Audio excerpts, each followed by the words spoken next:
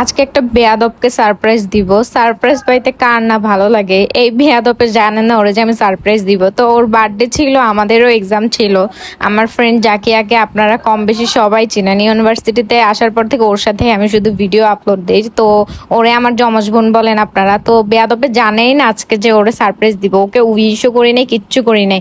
ও একদম totally unexpected ছিল। বেয়াদবে নাকি রাত 12টা থেকে বারবার চেক করতেছে আমরা উইশ করতেছি কিনা। এখন আমি দরজার সামনে এসে দাঁড়াই আছি, ওর কোনো খবর না। আমার বাসায় এসে ল্যাটক্যাপ পেরেছে। ওর নাকি একদম নার্ভাস, ফেস দেখে বুঝতেই পারতেছেন টোটালি ও হচ্ছে আনএক্সপেক্টেড, বুঝতে পারে না। ও ভাবছে আমরা উইশও করবো না। হ্যাঁ, এক্সামের প্যারায় সবাই ভুলেই গেছি ওর বার্থডে যে কেমন দিলাম বান্ধবী। হ্যাঁ, ও ভাবছে ওরে মানে ট্রিট দেওয়ার জন্য ধরে নিয়ে আসছি, ওর থেকে ট্রিট নিবো। আমরা ওর জন্য কোনো আয়োজনই করি নাই। তো এক্সাম ছিল, অনেক কিছুর ভিড়ে আমি জাস্ট কেক অর্ডার করছি আর কিছু জিনিস কিনছি ওকে দেওয়ার জন্য। আসলে ওরকম ভাবে কিছুই করতে পারিনি, অনেক কিছু করার প্ল্যান ছিল, বাট এক্সাম আরো কিছু পার্সোনাল প্রবলেমের কারণে এত বেশি হয়ে গেছে। ওর যে সারপ্রাইজ দিব ওই ইয়াটাও হচ্ছিল না আমার। অল দ্য ওভারঅল যা হয়েছে ভালো হয়েছে। এবার ওরে ধরে নিয়ে যাচ্ছে ট্রিট দেওয়ার জন্য। ট্রিট দিবি না মানে ট্রিট দিতে হবে না। আমার বান্ধবী অনেক ভালো, আমরা সারপ্রাইজ না দিয়ে আর কিছু না করে ও আগে থেকেই প্রিপেয়ার্ড হয়ে আসছে আমাদেরকে ট্রিট দিবে। তো এই ফাঁকে আমি যেহেতু অটো মামার লগে বসছি, একটু অটো চালানোটা শিখে নেই ভাবতেছি।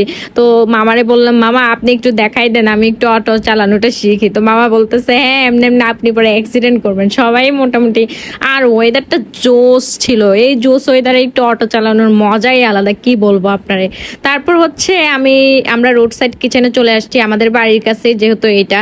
তারপর একটু ঢং দেখাতে গিয়ে আমি পড়ে যাচ্ছিলাম। কি আর করব, বেশি ঢং করলে যা হয় আর কি। বান্ধবীর টাকাগুলো আজকে মারবো এই চিন্তা, এই খুশিতে আমি আসলে পাগল হয়ে যাচ্ছি। তো আমার কর্মকাণ্ড আপনারা দেখতেই পারতেছেন। তারপরে এখানে বসবো নাকি ছাদে বসবো কনফিউজড হয়ে গেছি। তারপর আমরা ও রুপটপে যাই। রুপটপে যাওয়ার পরেও কনফিউজ, ওখানে অনেক গরম। তাই ভাবছি যে এত গরম আসলে বসা পসিবল না, তাই আমরা নিচে চলে যাবো এটাই ভাবতেছি। সত্যি বলতে অনেক গরম ছিল। তারপর আমরা চলে আসছি এসির নিচে বসলে একটু আরাম। তো জায়গাটা রোড সাইড কিচেন সুন্দর, মিরপুরে যারা আছে সবাই গেছেন। তো এখানে কি অর্ডার দেবো, আর বান্ধবীর টাকাগুলো যে দিচ্ছে ওর নাকি কলিজা ফেটে যাচ্ছে। বান্ধবীর দুঃখ কাকে প্রকাশ করবে, এত তো খাবার চলে আসছে। এই প্রথমবার বান্ধবীর টাকায় খেতে যাচ্ছি না, আসলে আমি অনেকবার ওর টাকায় খাইছি।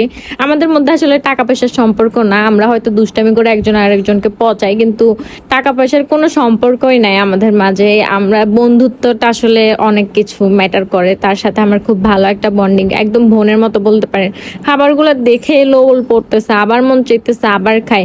এই তো মানে ওর টাকা পয়সা খাওয়া শেষ, সারপ্রাইজ শেষ। আজকের মতো এখানেই বিদায় নিচ্ছি। ব্লগটা ভালো লাগলে আমাদের পাশেই থাকবেন। ধন্যবাদ সবাইকে। আসসালামু আলাইকুম।